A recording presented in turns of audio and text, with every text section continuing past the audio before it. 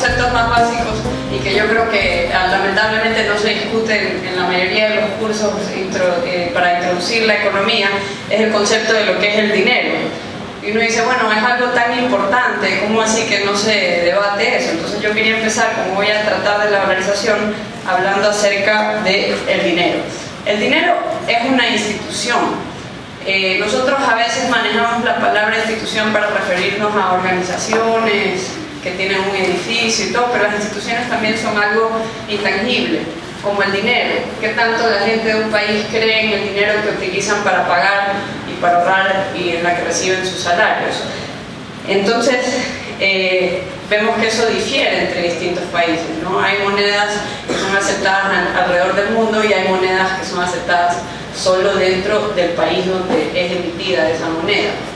¿Pero qué es el dinero? Bueno, es una institución que aparece de forma espontánea, como necesidad de intercambio, que nace como un derivado de la especialización del trabajo. Es decir, cuando había una economía de trueque, no se utilizaba el dinero, pero después se dieron cuenta de que era más eficiente utilizar este medio de intercambio.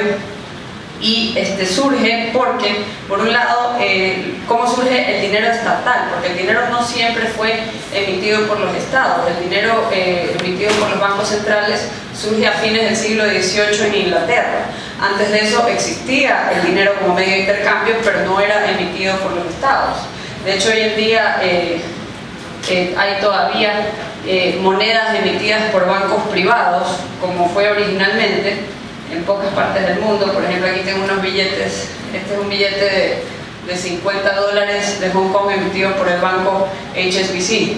Entonces, uno de los pocos países donde todavía hay dinero emitido por bancos privados son Hong Kong, el norte de Irlanda y Escocia.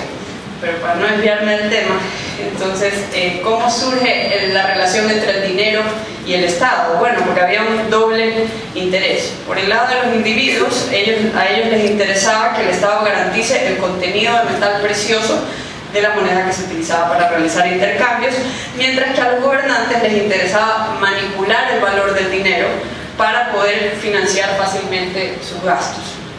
Entonces, si ven por qué surge esa relación entre el Estado y el dinero.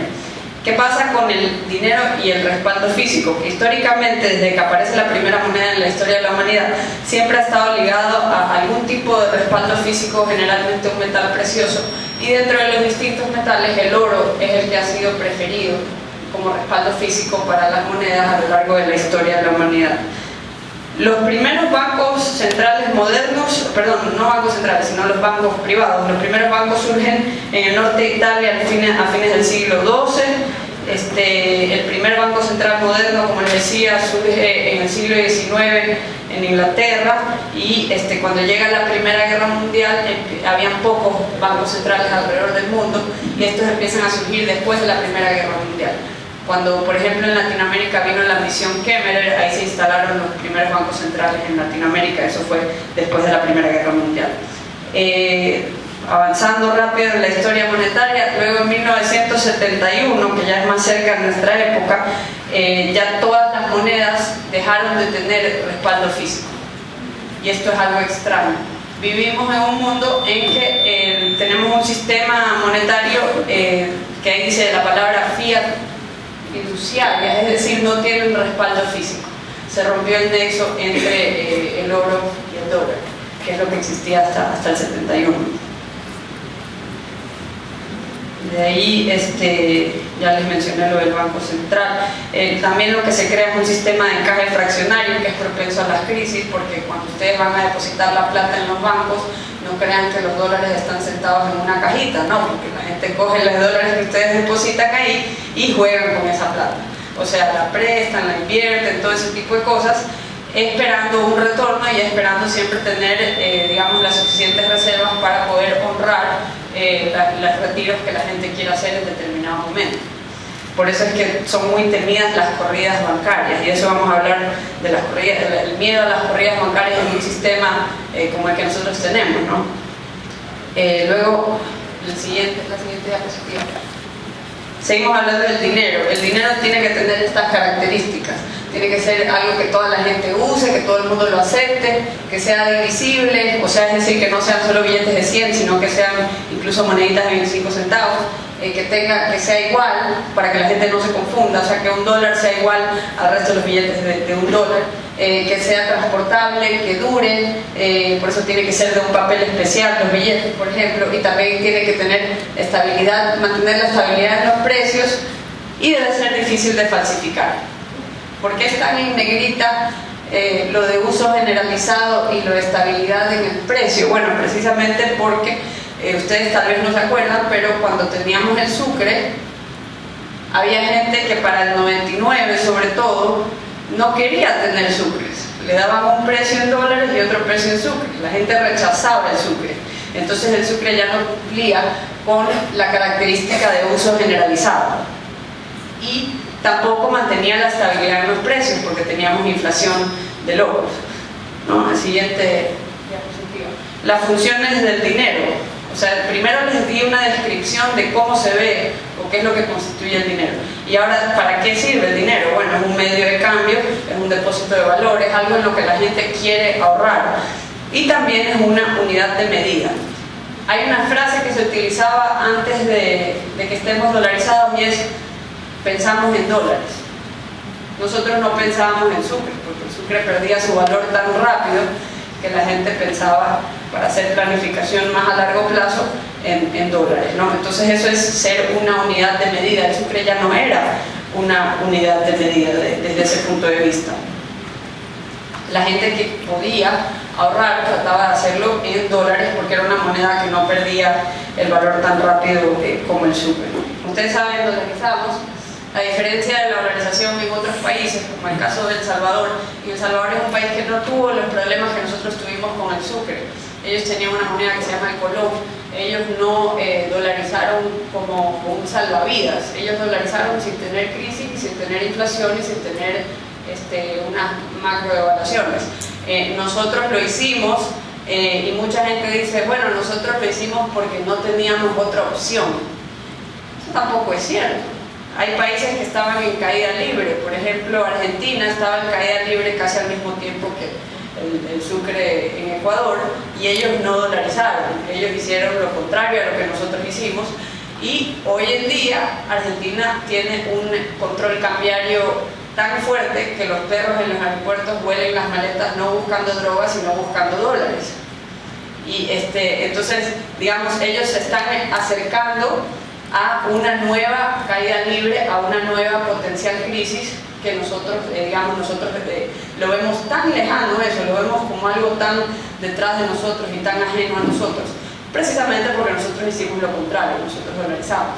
El Salvador, a diferencia de Ecuador, lo hizo por convicción de la élite política de ese país, de que tenían que curarse en sano. Ustedes conocen la expresión de mejor prevenir que esperar a que pueda pasar algo malo.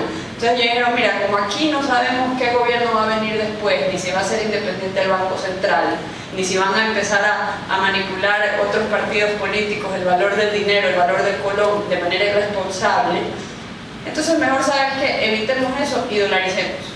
Y ellos hicieron una cosa ordenada, propaganda, le explicaron a la gente cómo iba a funcionar el sistema, etcétera, etcétera. Acá fue todo lo contrario. Acá no se implementó por convicción, acá se implementó porque era una idea que estaba flotando en el ambiente, que ciertas personas contadas con los dedos de esta mano, y una de esas 5 o 4 personas estaban en la escuela. Unas de esas pocas personas empezaron a hablar de la dolarización y por ahí le llovió esa idea a Yamir Mawad y él pensó que se iba a salvar con la dolarización, pero ya era demasiado tarde. Entonces dolarizamos accidentalmente. Yo creo que fue un accidente histórico. Y bueno, desde que nosotros dolarizamos, obviamente ha habido estabilidad en los precios y ha habido una cierta estabilidad en el sistema financiero en general que le ha permitido a la banca recuperarse a lo largo de la última década. Pero ¿cuáles son las desventajas? Porque siempre se habla de esto, entonces yo las quiero explicar desde mi punto de vista, ¿no? Una de las desventajas es que se pierde el señoraje. Bernardo Acosta escribió un libro acerca de los 10 años de la dolarización y él dice que entre 1990 y 1998, cuando teníamos el sucre, el promedio anual del ingreso por señoriaje significó alrededor de 1,5% del PIB. Esta es la ganancia que obtiene el Estado por emitir la moneda. Pero cuando tenemos una economía dolarizada, el Estado no emite moneda, por lo tanto no obtiene esta ganancia. Ustedes me dicen, puchica, pero estamos perdiendo como 1,5% del PIB. Sí, pero hay que contrarrestar eso con el hecho de que al estar dolarizados, todos los ecuatorianos, incluido el gobierno, se pueden endeudar a una tasa de interés muchísimo más baja, que implica una ganancia para el PIB mucho mayor al 1,5%. Ustedes recordarán que cuando teníamos el sucre, las tasas de interés eran de los 2 o 3 dígitos. Hoy en día tenemos tasas de consumo de alrededor de 15%, incluso hasta el 12%, y ha surgido el mercado hipotecario que prácticamente había desaparecido cuando teníamos el sucre. Entonces, en la pérdida de señoriaje se compensa con creces con la ganancia de un costo de capital más barato y un acceso de crédito a una tasa mucho más baja. Además, no hay que incurrir en el costo financiero de mantener una reserva monetaria solo para administrar el tipo de cambio. Eso lo tienen que hacer países como Argentina, nosotros ya no tenemos que hacer eso. Otra desventaja es la ausencia de prestamista de última instancia. Esto puede llegar a ser considerado como un mal necesario dentro de un sistema de encaje fraccionario, porque como les decía, no toda la platita que ustedes depositan está sentada en el banco. Si todos van al banco al mismo tiempo, no les van a entregar la plata a todos.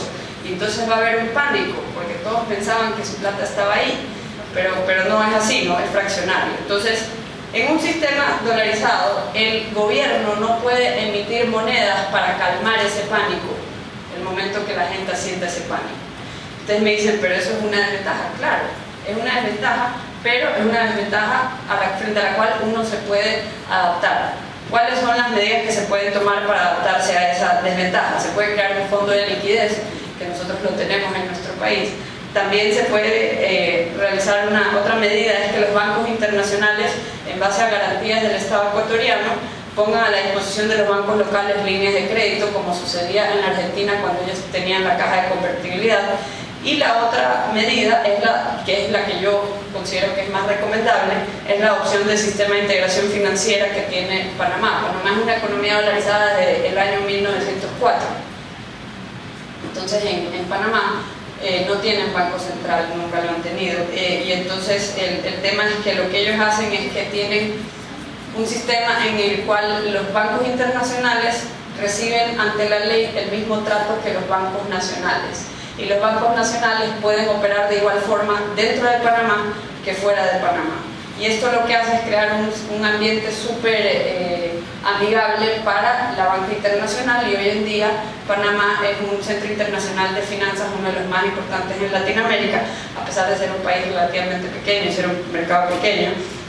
Y lo que pasa, ¿cómo está relacionado esto a lo de prestamista de última instancia? Que básicamente las matrices de los bancos internacionales funcionan como un océano de liquidez a disposición del sistema panameño en caso de que lo necesitara.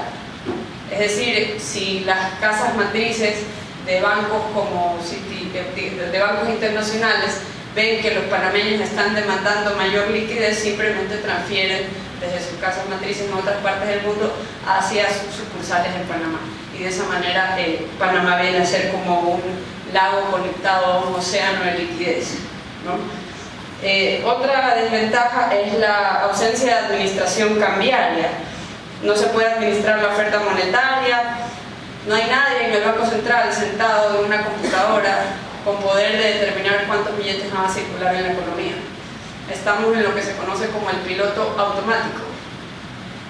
Se ajusta automáticamente, depende de la oferta y demanda de productos y servicios en la economía. Si la gente quiere demandar más bienes, entonces habrán más dólares en circulación. Es un ajuste automático, no hay un funcionario con la posibilidad de determinar la oferta monetaria. Yo personalmente considero que eso es una ventaja, porque el funcionario que tenga el poder de hacer eso, yo creo que tiene demasiado poder y es una tentación abusar de ese poder, como ha pasado en el pasado, como está está pasando hoy en día en Estados Unidos con la Reserva Federal. La Reserva Federal ha sido politizada durante los últimos años frente a la crisis financiera y por suerte a nosotros no nos afecta tan directamente como a la economía de Estados Unidos. Lo único que nos afecta es que eso mantiene, esa creación desaforada de oferta monetaria en Estados Unidos mantiene alto el precio del petróleo. Entonces eso es lo que de esa manera nos afecta indirectamente. No se necesita tampoco que intervenga el Banco Central para tratar de determinar un tipo de cambio real a través de la fijación de un tipo de cambio nominal. Esto puede ser muy importante. En Venezuela el tipo de cambio oficial está en creo que 5.000 o 6.000 y en la calle está en 13.000. Entonces esa es la diferencia entre nominal y real. Y se pueden hacer grandes fortunas con ese diferencial, pero no es eficiente para la gran mayoría de la población. Solo unos pocos se aprovechan de ese diferencial en el tipo de cambio. Nosotros ya no tenemos eso, tenemos un tipo de cambio real automáticamente porque no hay discrecionalidad para que un funcionario manipule esas variables. Entonces en este cuadro pueden, no sé si lo leyeron porque no me he dado cuenta que estaba puesto desde antes, pero ahí están las expectativas de tener una moneda local versus las realidades de las monedas locales. Son totalmente contrarias y es una realidad evidente. Si ustedes se comparan con países como Brasil, pueden ver que esto es algo, una realidad fácilmente apreciable hasta para los que no somos expertos. Los que tienen monedas locales esperan tener una inflación baja, pero en Latinoamérica, si comparamos a los países dolarizados con los países que tienen moneda propia, la inflación suele ser muchísimo más baja en los que están dolarizados. Lo mismo ocurre con las tasas de interés, suelen ser más bajas en los países que están dolarizados. Obviamente no son tan bajas como son en Estados Unidos o como son en Panamá. ¿Por qué nosotros tenemos tasas más altas que las de Panamá o que las de Estados Unidos? Porque la tasa de interés incluye otra información y otros factores de riesgo al momento de realizar préstamos. Es decir, es más riesgoso conceder préstamos en Ecuador que en Panamá, y eso se refleja en el costo de los préstamos, en el costo del capital. Pero eso no tiene que ver directamente con la valorización, sino con otros factores de la economía. De todas maneras, sigue siendo una tasa de interés más baja que la que tiene, por ejemplo, un país como Brasil. El crédito suele ser abundante con monedas locales. Eso no es cierto. Si ustedes recuerdan, antes del 99 el crédito era escaso y a plazos muy cortos. Ahora puede ser que les parezca todavía caro y todavía a plazos cortos, pero la situación ha mejorado muchísimo en relación de lo que era antes de la dolarización. Dicen que las monedas locales pueden evitar crisis financieras, pero es todo lo contrario. Muchas veces las crisis financieras se originan en crisis de tipo de cambio. Esto lo vimos también en la crisis asiática a fines de los 90. Al imprimir billetes se resuelven las corridas bancarias. Eso tampoco es cierto, porque si no, ¿por qué es que aparece cada que hay una crisis? ¿Por qué los ministros de finanzas aparecen así como fantasmas? De repente se aparean y aparecen en Washington y en Nueva York. Porque van a pedir dólares, porque la corrida no se detiene hasta que el Banco Central tiene como reservas dólares para respaldar la moneda que está emitiendo. Porque la gente no es tonta, la gente empieza a desconfiar del dinero y solamente se detiene la corrida hasta que se obtienen suficientes dólares como respaldo. Otra expectativa es que las devaluaciones generan éxitos en las exportaciones, que si uno evalúa uno se vuelve más competitivo. De eso vamos a hablar en la siguiente diapositiva, si puede ser. Sí, las devaluaciones y las exportaciones. Cuando se devalúa, ¿cuáles son los costos que se reducen y cómo? Eso es lo que muy pocas veces se dice, ¿no? Y es contraintuitivo, como muchas cosas en la economía. Cuando se devalúa, todos los costos suben porque cuando tenemos una moneda propia que no es aceptada a nivel universal, como lo era el sucre, lo que ocurre cuando se devalúa es que hay inflación inmediatamente. Cuando hay inflación, lo que ocurre es lo siguiente: todos los costos subieron menos el salario de ustedes, el salario de ustedes y de todos los trabajadores. Entonces lo que no se dice es que cuando se evalúa se reducen los costos. Y sí, el país se vuelve más competitivo, pero ¿a cuesta de quién? De los trabajadores. Entonces eso tampoco sería algo muy deseable. Ahí tenemos el caso de Japón y vemos que en realidad lo que sucede es todo lo contrario. Cuando el yen se apreció en 1%, esto estuvo asociado con un incremento de 3,3% en las exportaciones. Ahí pueden ver las cifras más precisas en la diapositiva, que el yen pasó de 362 yen por dólar en 1960 a 110 yen por dólar en 2004, eso es una apreciación de 176% en términos reales, y sin embargo las exportaciones crecieron. De hecho, en los años 70 y 80 se creía que la economía japonesa iba a superar a Estados Unidos. Hoy en día se habla de que China podría estar superando a Estados Unidos como el gigante global. Bueno, eso era lo que se decía en los 70s y los 80s de Japón. Y Japón tenía una moneda que se estaba apreciando.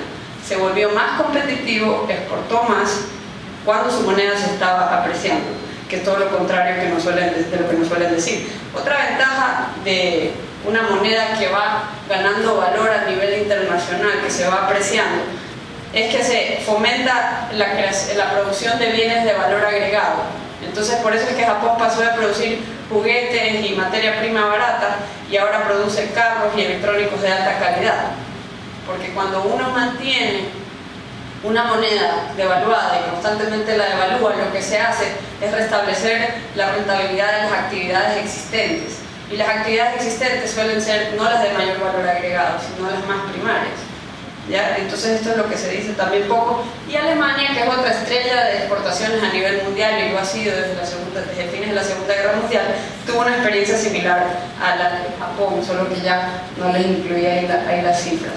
Siguiendo con el tema de las devaluaciones y las exportaciones, como les decía, los humos restauran la rentabilidad de las actividades existentes, que son de menor valor agregado, y otra consecuencia es que aumentan el costo del capital, reducen el plazo del financiamiento y el acceso al crédito, y reducen el potencial de desarrollo a largo plazo. Si a los pequeños y medianos empresarios se les hace más caro obtener un préstamo para empezar su negocio, eso es mala noticia para las personas que quisieran obtener un mejor trabajo, un trabajo mejor pagado en una industria de mayor valor agregado 4 o 5 años después de que se gradúen de aquí en la SPOL, ¿no? También vemos aquí las cifras de nuestro país, que a lo largo de los 80 con moneda propia el promedio de crecimiento de las exportaciones fue de 0,8%. Si ustedes recuerdan los 80, que tal vez no lo recuerdan, nosotros éramos muy buenos devaluadores. Entonces, ¿qué pasó con las exportaciones? No crecimos tanto. Y a lo largo de los 90, que seguimos devaluando, el promedio de crecimiento de las exportaciones fue de 6,6%.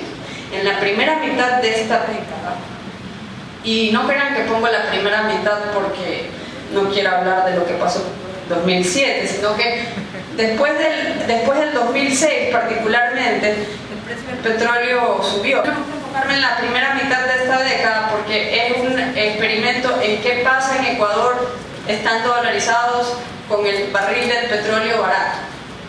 Porque no me van a decir que no han escuchado que la dolarización se mantiene solamente porque tenemos un petróleo caro y porque tenemos remesas.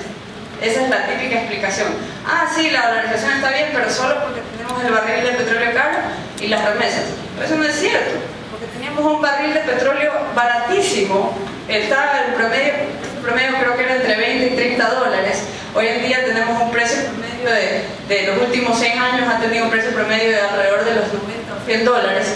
Y sin embargo, en esos primeros 5 años se mantuvo la dolarización, y no solo que se mantuvo, sino que las exportaciones ecuatorianas en 14,6%. Comparen eso con los 90 y con los 80. Entonces, nos iba bien con ese sistema a pesar de tener un petróleo barato. Luego viene lo de la balanza comercial, y esto suele ser otro tema, que para mantener la dolarización hay que mantener positiva, o sea, no hay que tener déficit en la balanza comercial. Entonces, requiere un poquito de explicación de la balanza de pagos. La balanza de pagos tiene varios componentes, entre esos está la cuenta corriente, la cuenta financiera, la cuenta de capital. Dentro de la cuenta corriente está una fracción que cuenta la balanza comercial. Y aunque la balanza comercial pueda tener un déficit, la suma de la cuenta corriente, la cuenta financiera y la cuenta de capital siempre está balanceada. O sea, lo que está en déficit es solo esa porción de la balanza comercial, y eso implica un superávit en la cuenta financiera. No necesariamente es malo tener un déficit en la balanza comercial. De hecho, hay países como Alemania, y en la historia del desarrollo económico, generalmente los países cuando se están desarrollando experimentan déficits comerciales. El economista Michael Moore en un estudio dijo que esto sucedió en el caso de Argentina, Australia, Estados Unidos, Canadá a fines del siglo XIX y del siglo XX. Pero mientras que tenían un déficit en la balanza comercial, ellos estaban atrayendo capital. Entonces sí, uno puede tener un déficit, pero uno también tiene que estar atrayendo inversiones al país. Ahí digo algo que me parece que es súper importante para entender este mito de la balanza comercial, es lo que decía David Hume. La balanza comercial se ajusta automáticamente, y esto lo dijo hace muchísimo tiempo en una explicación que es muy sencilla. Entonces él decía, hace más de 200 años, que cuando él escribió esto, el comercio internacional se basaba en pagar, la gente se pagaba en metales preciosos. Entonces él decía, cuando un país importa mucho más de lo que exporta, entonces empieza a perder oro. Y al perder oro, entonces los precios locales empiezan a caer, hasta que las cosas se ponen a la inversa y se vuelven a demandar más, se vuelven más competitivas las exportaciones nuevamente, y empieza a generar una acumulación de oro. Entonces es como una cosa que se balancea automáticamente si es que se le permite.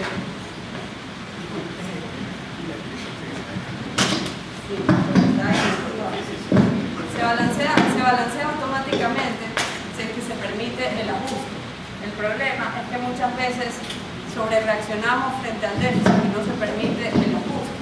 Entonces lo que está pasando actualmente es que en lugar de permitir que se dé ese ajuste automático, están habiendo todo tipo de intervenciones para restringir las importaciones, y lo que está sucediendo como efecto secundario de esa intervención es que está habiendo un ligero aumento en el índice general de precios de nuestra economía. En lugar de sustituir ese efecto de sustitución, de que puchica, se volvieron más caras las importaciones, entonces voy a empezar a consumir lo local, o al revés, se volvieron más caras las cosas locales, entonces voy a sustituir con las importaciones.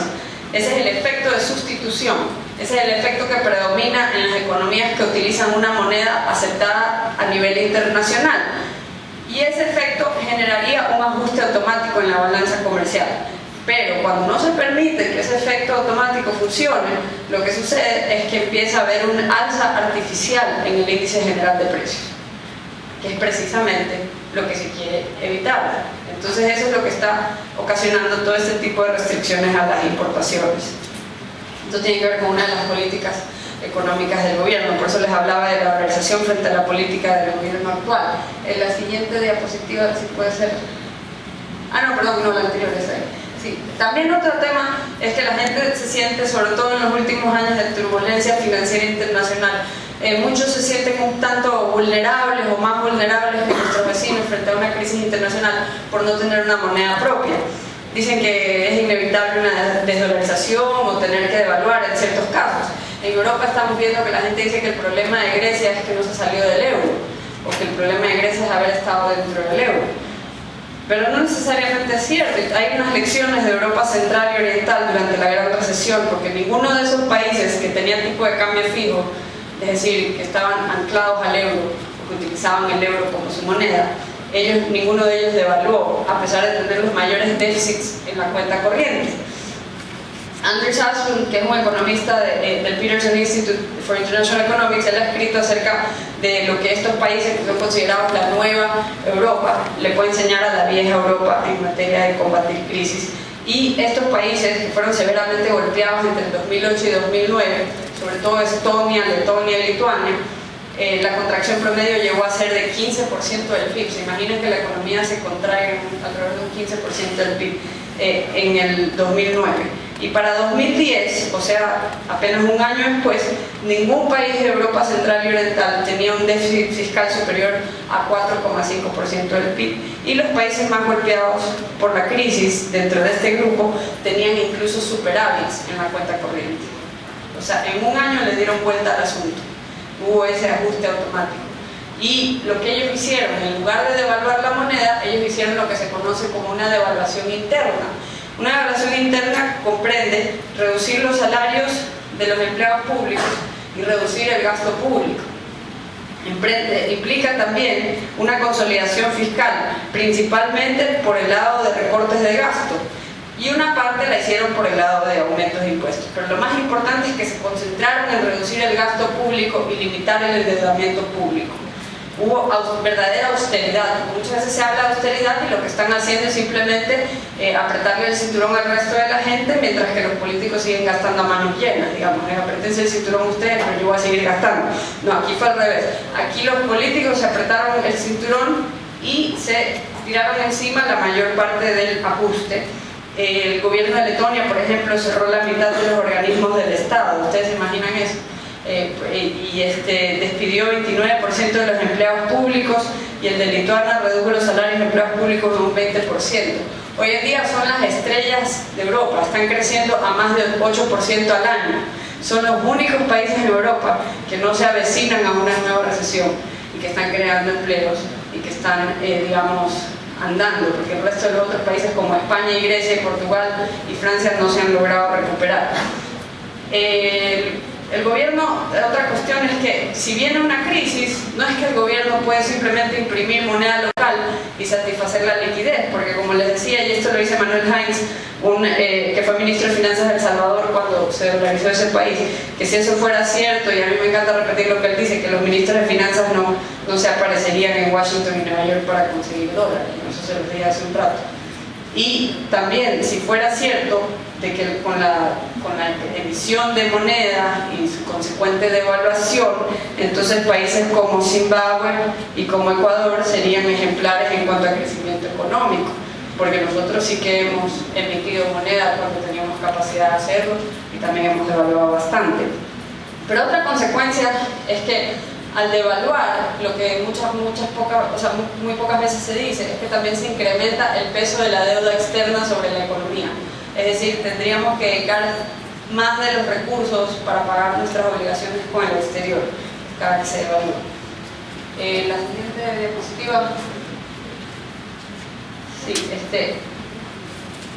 en esta es para explicarles qué pasa con la política estatista cuando se tiene un sistema de dolarización. Bueno, la dolarización no es estatista, porque la dolarización se inspira en la idea de quitarle el poder a los políticos sobre el valor del dinero en que los ecuatorianos recibimos nuestra remuneración y en que los ecuatorianos decidimos ahorrar. Entonces, ¿qué es una política estatista? Una política que desde el Estado trata de controlar o centralizar la toma de decisiones en la mayoría de las áreas de la economía. Bueno, la dolarización por su naturaleza es contraria a eso. Como el gobierno ya no puede devaluar, lo que han querido hacer durante los últimos años es controlar o limitar lo que la gente puede hacer con los dólares. Es decir, no puedo devaluar el dólar porque eso lo hacen en Washington, en la Reserva Federal, pero sí puedo, una vez que tú obtienes los dólares, decirte o limitar en qué los puedes utilizar. Y ahí es donde viene la limitación de la restricción de importaciones, las cuotas, las barreras no arancelarias y todo ese tipo de cosas que se han creado en los últimos años, que no existían en la primera media mitad de la década de dolarización, y sin embargo el sistema funcionaba bien, como les demostré, que iban creciendo las exportaciones de manera saludable, y ahí no mencioné que se venía reduciendo la tasa de la pobreza a un paso más acelerado incluso. Entonces se vienen a crear otro tipo de restricciones, como el impuesto a la salida de las divisas. El impuesto a las salidas de las divisas, y eso tampoco se dice muchas veces, es como que le pongan un arancel para proteger a los banqueros locales. Muchas veces uno no sabe para quién trabaja. Ustedes ponen un impuesto a la salida de divisas de 5%, y ustedes lo que hicieron fue automáticamente encarecer artificialmente en un 5% cualquier financiamiento del exterior para cualquier empresario ecuatoriano. Y el empresario ecuatoriano se queda como cliente cautivo frente a los banqueros locales. Ahí está, una manera en que el gobierno, que dice estar peleándose con los banqueros, los está protegiendo de la competencia a nivel internacional. Entonces, esa es otra cosa que se hace, todo en nombre de mantener la liquidez del sistema y de eliminar el déficit, porque si tenemos demasiado déficit se va a caer la dolarización, ¿no? Pero eso no necesariamente, eso no es cierto, porque no depende del déficit. Luego viene el tema de las medidas para elevar la liquidez. Entre esas medidas está una medida que requiere elevar los aportes de la banca privada al fondo de liquidez, pero hay que ver el detalle. Ellos quieren que la cantidad de dinero destinada a la compra de títulos del BCE se incremente. Y no es solo títulos del Banco Central del Ecuador, sino también instituciones financieras públicas. Instituciones financieras públicas que pueden ser manejadas mejor que COFIEC, o igual, o no sé, no sabemos, ¿no? Pero bueno, entonces eso va para que se aumente el dinero destinado a invertirse en títulos del Banco Central o de instituciones financieras públicas, valores que en realidad restan liquidez, porque no es tan líquido tener títulos del Banco Central del Ecuador o de una institución financiera pública del Ecuador como que si ustedes tengan títulos de la tesorería de Estados Unidos o como que si ustedes tengan dólares o acciones de empresas. Es más difícil deshacerse de lo segundo que de lo primero.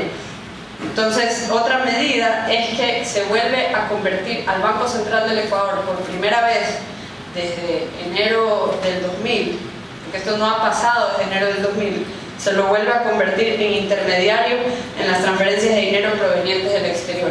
Y esto entró en efecto desde este mes.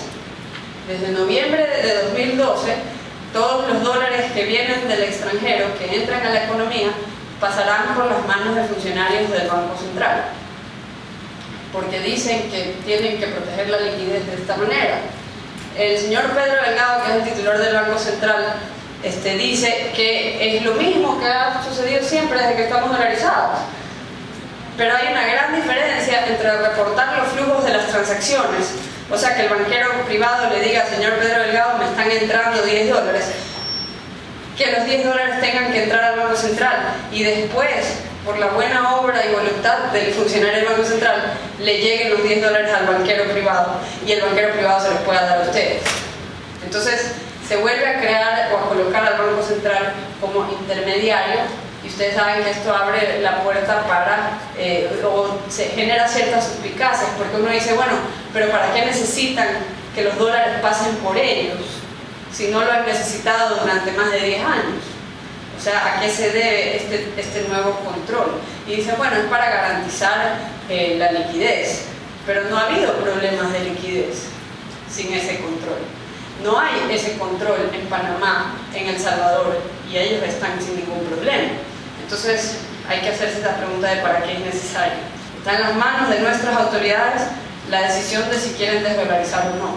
No es algo inevitable, incluso si tenemos una fuerte caída en el precio del petróleo, porque nosotros, y esto tienen que acordarse, porque desde hace un mes el precio del petróleo viene cayendo de manera importante, y como estamos hablando de las campañas y los binomios, y como estamos hablando de las utilidades de los bancos, estamos hablando del bono, hace 3 semanas estábamos hablando de COFIEC, nadie se ha dado cuenta cómo ha caído el precio del petróleo durante un mes, que va cayendo bastante, a pesar de que la Reserva Federal ha tratado de defender la economía en Estados Unidos y mantener los mercados y las bolsas elevadas. Igual el precio del petróleo ha venido cayendo. Si algún día, no sé si sea ahora o si sea después, si algún día volvemos al barril de petróleo de alrededor de 20 o 30 dólares, acuérdense que estuvimos dolarizados con un barril así de barato y no hubo crisis. El país estaba creciendo y la pobreza se estaba reduciendo. O sea que la calentura no está en las sábanas, como dicen muchas veces. Si llegamos a tener problemas en el momento de que caiga el precio del petróleo, es por otras distorsiones generadas, además de la política de la dolarización. Esa sería toda mi presentación. No sé si tienen preguntas.